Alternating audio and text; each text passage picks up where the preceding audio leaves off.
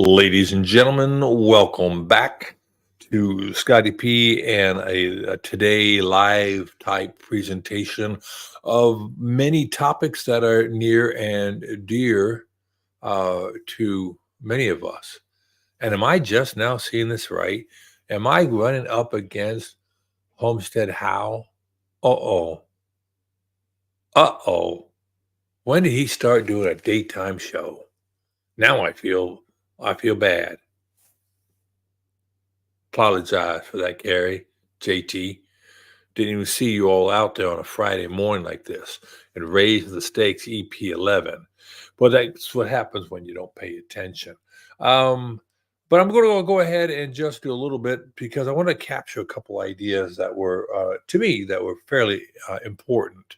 And I was just listening to another presentation, and that presentation was by a Gabrielle Lyon. And Gabrielle is talking about animal protein doesn't spike insulin in low carb. So what I want to do is I want to go ahead and show the screen from her presentation here. Let me share a screen. And here we are. Share it. There we are. There you can see it. There you see right there, Gabrielle Lyon, animal protein doesn't spike insulin, low carb. It's on a new stream that I have found called doctorstotrust.com. You can see that right here. I've got my little cursor going around it right here. There's Doctors to Trust. They had Dr. Benjamin Bickman on there, which was amazing. And so I was listening to Dr. Lyon, and she was talking at this event. I'm trying to see where it was. There she was. Let's see. She was talking about a lady named Betsy who has some significant issues with her brain. Betsy had been trying to lose the same 20 pounds, mother of three, just like all of us, many of us, and in yo-yo dieting had caused some dysregulation of her body and her brain and looking like an Alzheimer's brain. And Dr. Lyon was upset because she felt like the medical community had failed this Betsy individual in not recommending the right thing. That the challenge is everybody was always trying to deal with the pathology of fat instead of muscle. And her hypothesis is our health condition is more centric to the loss of muscle mass in older people. So when we get older, we use our muscles less, and we tend to have how do you say this? We tend to have a poor ability to absorb and process protein. Now, I was already aware of as we got older, our protein needs go up. So for everybody, all of us, it doesn't matter who you are. I'm sure there's probably one or two people who are genetically predisposed to having some modification to their protein needs for a number of reasons. But for most of us, right? For most of us, the issue is we really do need to get our protein intake upped by about 20% if we're over the age of, say, 65 or 60, depending on not everybody falls in the same place on the spectrum. All this is to say that people like myself, I have to eat more protein, more animal protein, because animal protein, of course, is much more able to. We don't need that up there, do we? No, animal protein is much better for us. So anyway, and that what Dr. Lyon is talking about is the muscle of this individual was destroyed, and she had this wonderful graphic. I'm gonna bring this graphic up here. Well, we'll see what this one here says. So it says here that the standard of care for obesity has really not done anybody any good. And we all know that. All of us in the carnivore space, we pretty much realize that. Uh, what do they say the definition of insanity is? Doing the same thing, expecting different results. That would be the definition of insanity. So we have to rethink some things. And the wrong disease is not obesity, it's midlife muscle crisis. And I thought that was absolutely an amazing thing to refocus on. I'm mindful when I was younger, then we'll go down to the next graphic. I want to get to this next graphic because it's a great graphic. She talks a lot about the different things and that go on with muscles. Let's go on here. Uh, she said what we need to do. It says body fat is a symptom of impaired muscle, and then we need to shift to a muscle-centric perspective. And this is going to make a lot of sense. I'll bring this graphic up here. All right, there's the graphic. Can I get it in big end? No, I have to go back. Okay, there it is. All right. There it is. Okay. So what you're seeing here in C here, that's a great fat-free body mass, young, 24-year-old, and this is the thigh. Okay. So C is a healthy muscle, and E is a healthy muscle for an older person, 66 years old. But what they're saying, what they're seeing a lot is this one in the middle. This is the body mass, 66-year-old male, and the problem is, you can see the fat has infiltrated the muscle, not just around the muscle, as you see in all three, but in the muscle itself. And that's the beginning of this problem that we have with obesity. And that the fat, as it turns out, muscle is a very large endocrine system. It's your largest endocrine organ, if you want to call it organ or aspect. And the skeletal muscle is so important. So here's what they're saying. Picture D, 73% of the population looks like marbled steak. You cannot exercise your liver, but you can exercise muscle. Instant insulin resistance, IR, can start in skeletal muscle at 18 years or younger. 18 or younger. And then she has a beautiful graphic here, which of course is very complex. I won't pretend that I understand this graphic. It will put it a little bit bigger there, but you can see all these different things that are going on in the muscles. Now, I can talk about my perspective here. Let me just take that back. Here we go. Okay. Here's my perspective for what it's worth, right? When I was younger, got a receipt making noise. I apologize. When I was younger, in my 20s, and in my 20s is where I had a trifecta, or I would say two legs of a stool, of a broken stool. Two legs were getting impacted. In my 20s is when I started guzzling soda pop and alcohol. So no bueno. But that third leg, this muscle-centric thing that Dr. Lyons brings up, I was maniacal in the gym. Young guy in the military, single, nothing to do, lots of free time because, when you don't have a family and you have a job and you're in the military and you work different shifts, you just have a lot of free time. That's the way it worked out for me.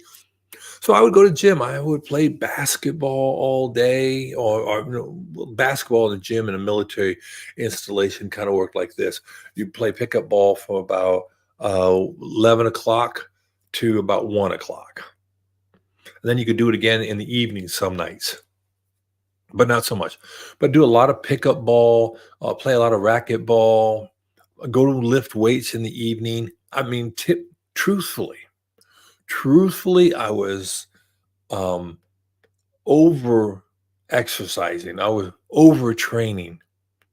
I remember when I was younger and I would try to lift weights to get strong, get muscular, and all the things young men try to do. And while I did get stronger, I never really got overly muscular. I mean, I did have some more muscle mass. I carried approximately 200 pounds of muscle mass, 210 pounds of lean body mass. Of course, that's bone and organs and all that stuff. But I was pretty low on the fat, probably right around 18% body fat on an average day, give or take. I was under 20%. I knew I was because the military gave me a fat waiver. The military said, "Hey, no, you're a big fella. Tell you what we're going to do. We're going to let you weigh more." So my maximum weight was 236 pounds. And that's them saying, "Hey, at 236 pounds, you would be at 6'5", you would be about 20% body fat." And the military didn't want men to be over 20% body fat, women not to be over, I think, 24% body fat. So at 6'5", I was allowed to weigh 249 pounds based on my muscle mass. You can do the math, but at 20% of 200 would be 240, right? So I had a little bit more, a little bit more muscle mass than 200 pounds, but that's a good round number, 200, 205. So I was allowed to weigh 249 pounds. No problem, make my weight. Well, anyway, as I got older and as my rank increased, and just like anybody in a civilian job, as you get older and you start doing more management type things and things of that nature, and less the performance of the work, you're less of an available body to do menial type blue collar work. And the military is pretty much blue collar, at least for me it was. It was blue collar mixed with office work. So I had a lot of time in the gym. Got married, had some children, a lot less time in the gym. Trust me, a lot less time in the gym. And that was good. That's the right thing. I think fathers need to be fathers and husbands need to be husbands. And that looks less like spending a lot of time in the gym, at least to the uninitiated and undereducated and misinformed. Now, the military still gave me opportunity during the day to go to the gym. So at the end of my career, or almost the end of my career, I was hanging out with my good buddies in the gym, and 90 minutes a day I was exercising, at least 90 minutes a day, heavy weightlifting, 400, 500 pound squats, massive leg extensions, not extension, but a leg press, and a bench press and all the little muscle things. Again, overtraining, lots of aerobic and exercise also. So again, overtraining, but I was a lot stronger, and that was great. But here's where things went horribly wrong. I really ate poor. Not only was I still doing the soda and drinking the alcohol, but I was eating donuts on Donut Thursday. I was eating everything. I was known for the big eater, the guy who could do the eating contests, the guy who could out eat and out drink everybody, the big jolly guy. And I remember there was one guy, George, bless his heart. Poor George passed away right before he retired, and he was doing the fitness thing. And anyway, topic for another story, another day. But he didn't make it to retirement. He'd gotten so out of shape and he worked out so hard, and he ended up having a massive heart attack. But George, one day, he and I worked in the same office. So there's like one, two, three, four. There are 5 of us in this office, and George is one of them. And George and I did not see eye to eye. We were not what you would say simpatico. And one day we kind of got into a little bit of a verbal discussion at volume. And he was basically very angry because he was working out like crazy. And he wasn't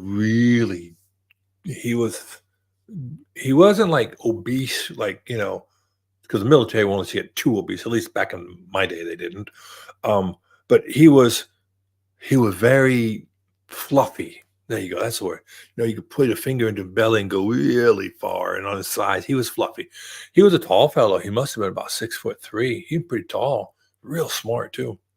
But he spent a lot of time in academia and learning computer stuff and all that, and no time doing physical exercise.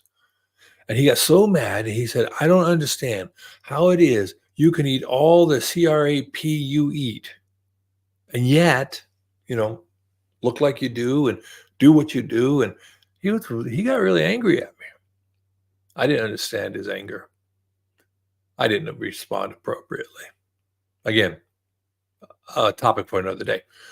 But now, as I look back on it, I realize I was able to offset my significantly poor dietary habits and my drinking, and I smoked a cigar or pipe.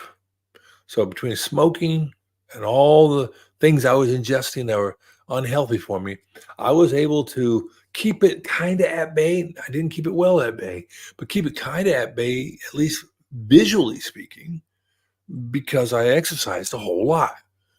That goes back to what we're talking with that Dr. Lyon is talking about having a muscle-centric muscle health thing. Then I got hurt and I stopped being able to work out. I had a hernia that had to be repaired twice, and I really hurt my back really bad in a fall down some stairs, and so I went from maniacal exercise and maniacal, physicality to nothing. And I had a lot of medications on board, and I didn't stop the other bad things I was doing. I was I was a perfect storm. And so my weight shot up, got medically boarded by the military because I now had like a full-blown case of asthma. Then they did the check on me to see what I was allergic to. And like I have this little, I think I got a bug bite the other day, but a spider bite.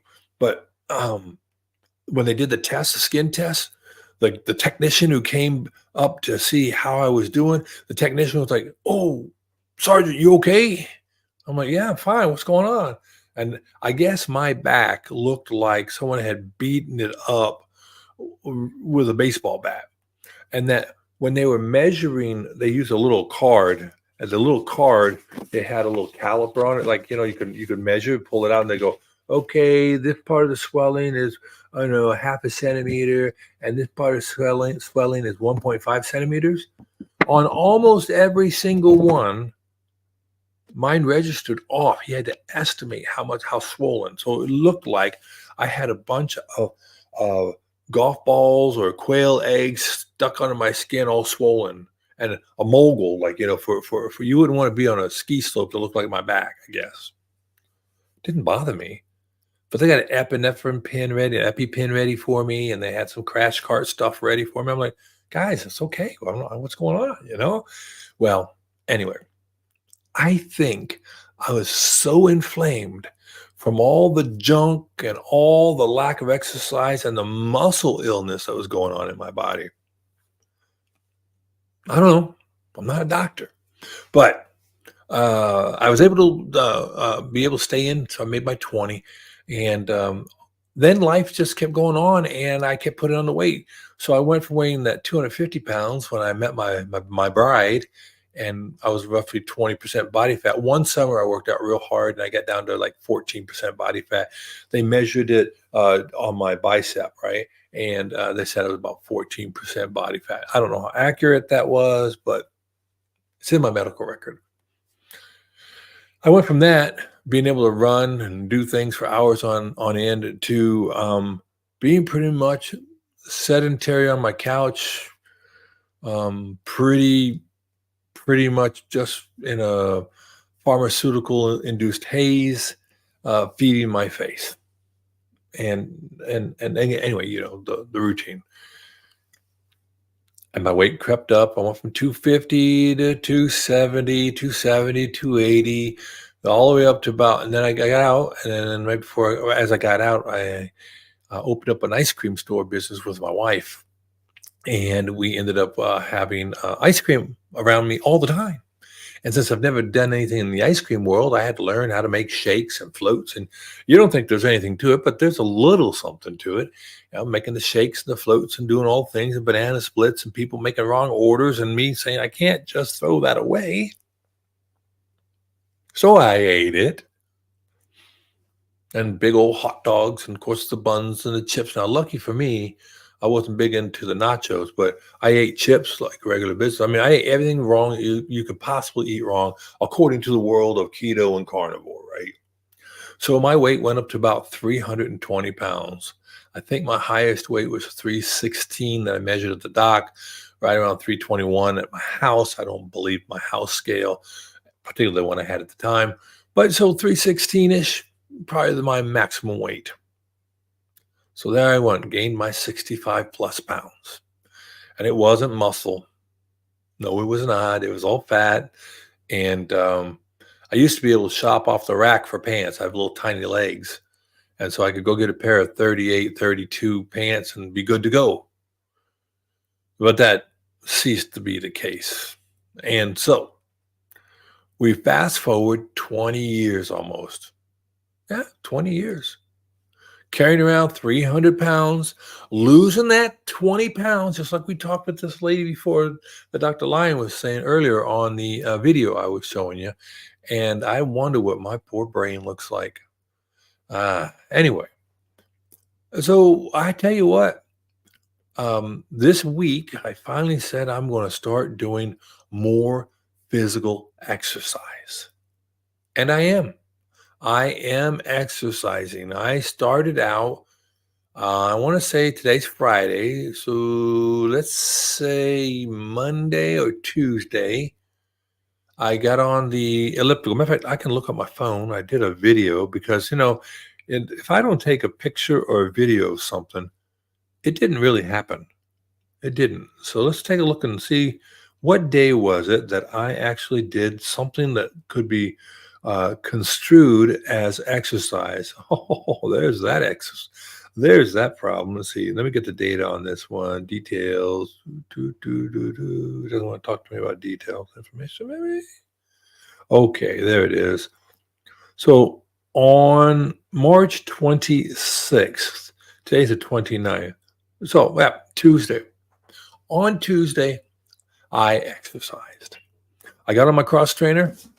I did the back and forth cross trainer. I felt so happy for myself. And then on Wednesday, I didn't do that, but I did, what did I do on Wednesday? On Wednesday, I went ahead and did some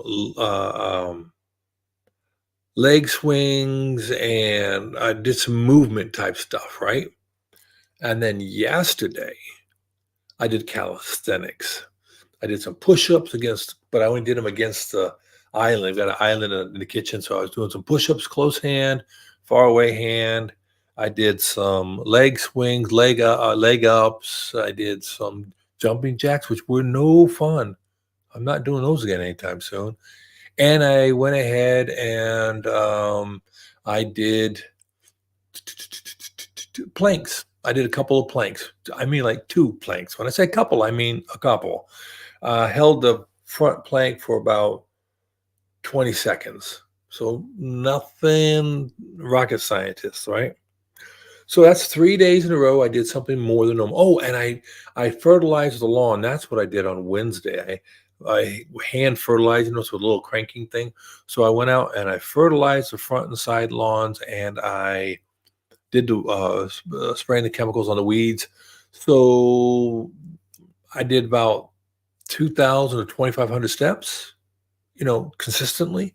So again, Tuesday, the cross trainer, Wednesday, a little bit of calisthenic like stuff and walking around the yard doing that. And then yesterday I did more calisthenics. I just got on the floor, did the doggone planks, and then I did leg swings and like goose stepping around the house. I just want to work my abdominal section, and that was great. And today I'm gonna go out into my garage, and I have a couple smaller weights, dumbbells, and I'll do some work.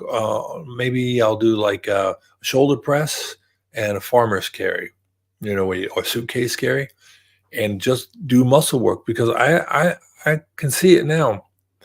Now, part of my challenge was uh, I haven't done the physical things I need to do. So I've been really good with watching that I don't put a lot of carbohydrates in my face. So right now it is a little after 11, and the wife fed me right about 9 o'clock. So it's been 2 hours. I'm 2 hours postprandial. Love to use that word.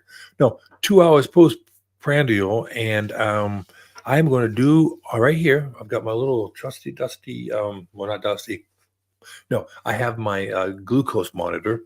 I don't have a CGM, but I do have my glucose monitor, and I am going to take my glucose right now. It's been elevated the past 2 days. I don't understand it. If any of you understand that stuff, let me know. Well, I don't understand it because what's happened is I would take my glucose. I'm not eating any purposeful carbs, so to speak, right? I mean, there may be carbs in something I get in incidentally, like I had pork chops last night.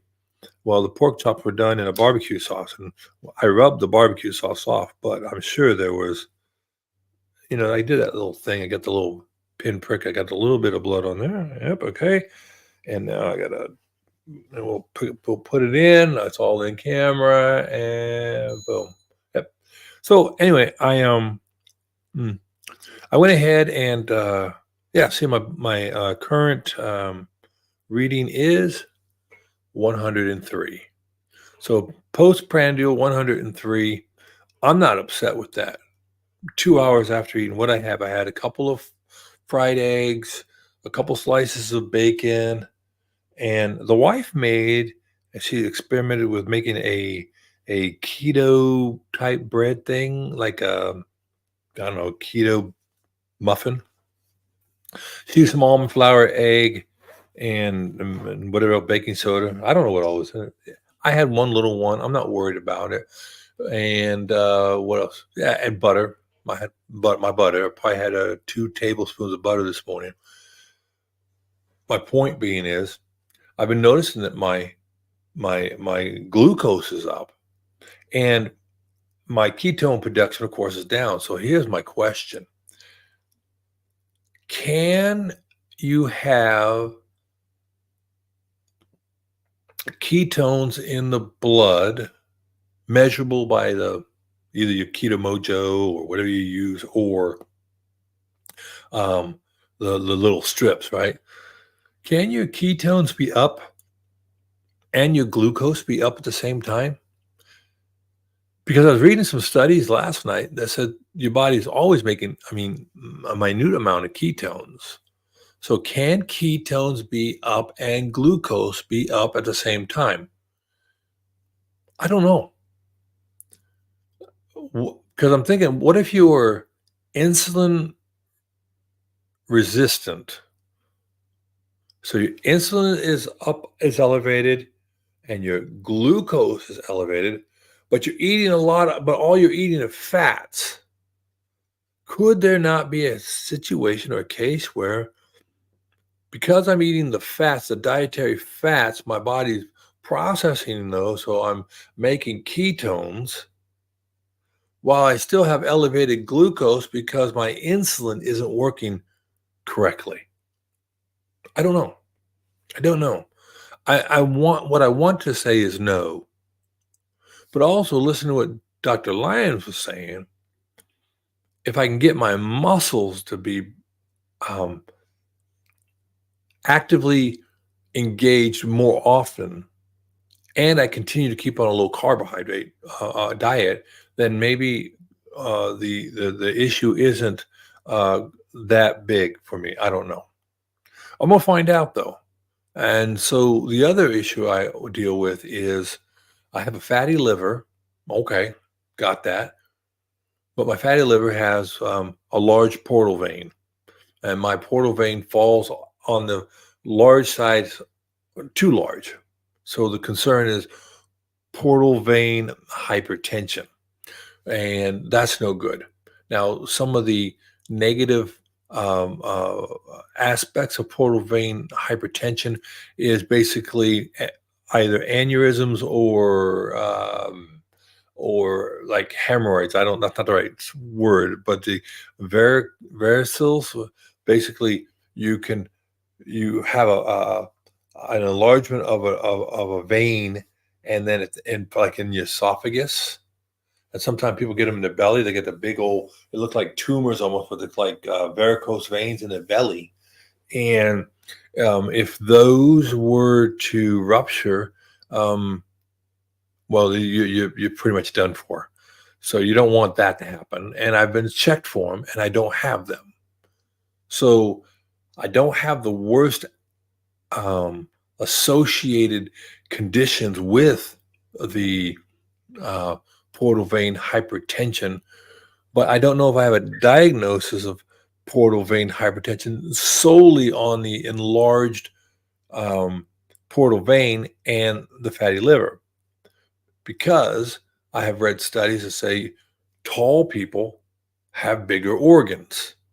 And since I'm pretty tall, maybe my liver is bigger and maybe my spleen is bigger than the standard measurement. And therefore, maybe my portal vein is larger in diameter than the standard because, well, everything's scaled up. I don't know. I don't know. I don't know the truth. I can't find medical literature, and I've been out there looking for it, and I'll probably have to look more. But to cut to the meat of the chase, so to speak, I did talk to my doctor, and I said, "Hey, can I get a referral to a gastroenterologist, somebody who can take a look at my liver and look at the numbers and perform the test to see, is the pressure increased in my liver or not?" Well, I guess my liver's right here. So is the pressure in my liver wrong? So the liver doesn't work like the heart, obviously, because very delicate things are going on, and you can't use real super high pressure to move things through a filter. Otherwise, you have problems, and that's why your blood pressure goes up, because when you have other problems in that chain, you can get that constriction, which makes the pressure go up. So they have to measure the pressure in that portal vein, and I guess that portal vein is right about here because it dumps in and comes from the gut, and that's where all the fat that your intestines absorbs. That's where it gets dumped into that portal vein into your liver. And there's another vein, the esoteric, that dumps in along with it, but that portal vein, and they can measure the pressure. And it's a very low pressure system. And if the liver is too infiltrated with fat, or you have cirrhosis of the liver, or you have a problem with your pancreas, and so the pressure starts to rise, that will cause that portal vein to balloon. And, obviously that's not a good thing. So I need to find out, is my pressure correct? And they need to find a way to do it. Now, I don't know how they do it. I'm hoping they can do it through a Doppler thing. I have proper flow, retrograde flow, I think is what the doctors say. But so it's all normal, but everything points to I have a healthy liver, but with the option or the challenge of being having portal vein hypertension. And and so we're going to see what that really is, hopefully soon, because I got the referral to a doc. I had to change the doc. I didn't like the doc they sent me to. So I'm going to go to a different doctor, and hopefully they'll get me in, and we're going to find out when it comes back that there has been no hypertension in that portal vein. Then I'm going to, one, be super happy, and number two, I'll do some different things and add some things to my daily workouts and stuff to improve the muscle part. Anyhow, so I just wanted to jump on here real quick. I didn't want to get sideways with JT or with Carrie at Homestead How, but I just wanted to get up and express my excitement over what I saw from Dr. Lyon. I'm going to have to do more research into that, more reading into that, But I think that's really like when you look at Dr. Chafee or Dr. Baker, right? They are the epitomes of carnivores who exercise with significant intensity, and all that muscle mass is just absolutely protective and going to be protective in old age. Look at Arnold Schwarzenegger. Look at Sylvester Stallone. A lot of these people who maybe at one point in time they abused their bodies through the use of steroids, but that muscle mass, they still maintain that muscle mass. And think about people in your family that were really strong. I mean, like, no, you can not be svelte and be strong, like the power lifter type, and how those people maintain a pretty good lifespan and quality of life for a long time, particularly mental acuity. Now, I don't know about that with Schwarzenegger or Stallone. No, I'm only kidding. But the idea being is, I think being physically capable. So I'm going to do more with physical exercise. I'm going to do more weightlifting, and I would encourage everybody else to do more resistance training. I think we know that diet is like 80% of the battle, but we kind of think then maybe we don't have to do any resistance, and I think we do need to do resistance, and that resistance training can be accomplished as easy as I have these two stones right here, just mess with stones, and I can do something with them to do some type of resistance exercise or band or something along those lines. So I'm going to do that. Hello and welcome. I see you're here. Thank you for dropping by. But yeah, that's the whole I don't know how you would say it. That's the whole thing I'm thinking about today and what Dr. Lyons had to present, because that was just absolutely amazing confirmation from a different vector, Victor, that allows us to realize that while the diet part of what we're doing for our health is extremely important to deal with all the stuff that goes on inside the body, we still also need to marry up to it physical activity. Now, not everybody can do all the stuff. Not everybody's going to run right out and do, real physical stuff. But yesterday I was doing what we used to call sissy squats. And after I did my push-ups against the island, I just put my hands on either side of the island, so I'm grabbing the island and then I'm just doing a squat down and stand up and squat down and stand up. So my thighs were made to work. Now, I felt it last night. And it's almost embarrassing. I did 500-pound squats 20 years ago. Okay, 23 years ago. 500-pound squats, 1,400-pound leg presses, bench pressing well over 300 pounds, just doing stuff, playing basketball, doing all that stuff.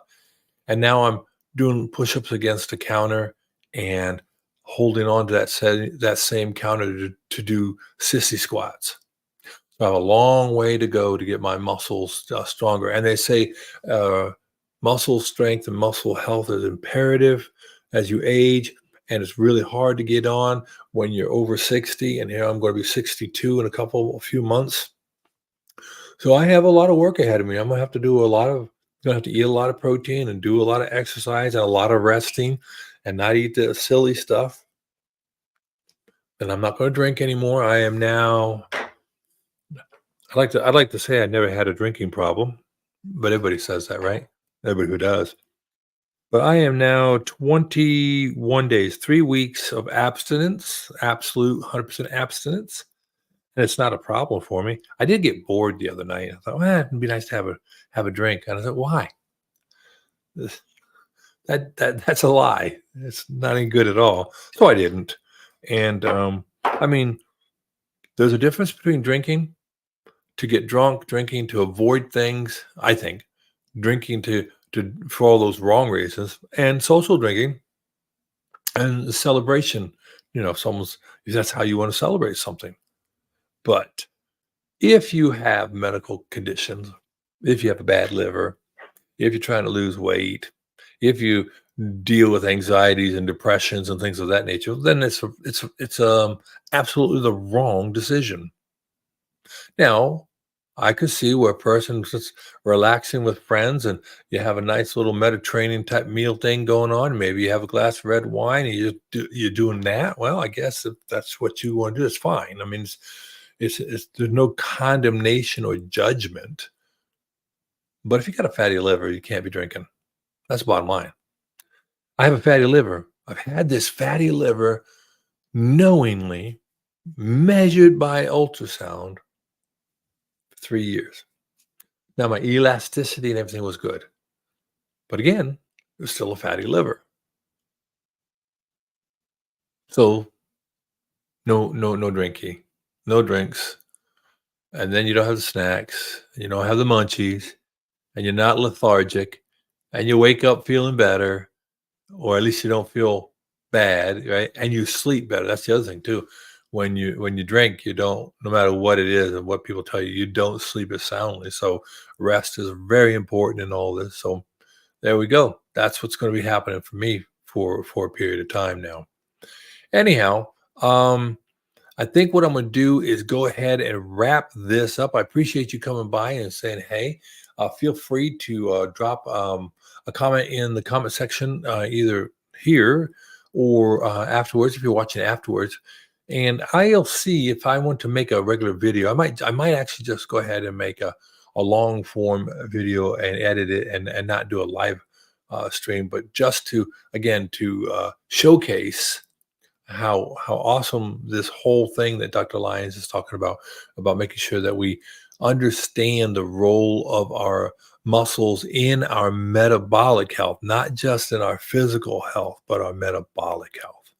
So again, I thank you for joining me. I hope you have a great day. It's Friday, it's Easter weekend. I trust that you will have a wonderful weekend, that you will understand the reason for the holiday that it is, and that and all that you do, that you can appreciate all the blessings that you have in your life. Okay, y'all take care. God bless. And we'll see you later. Bye bye.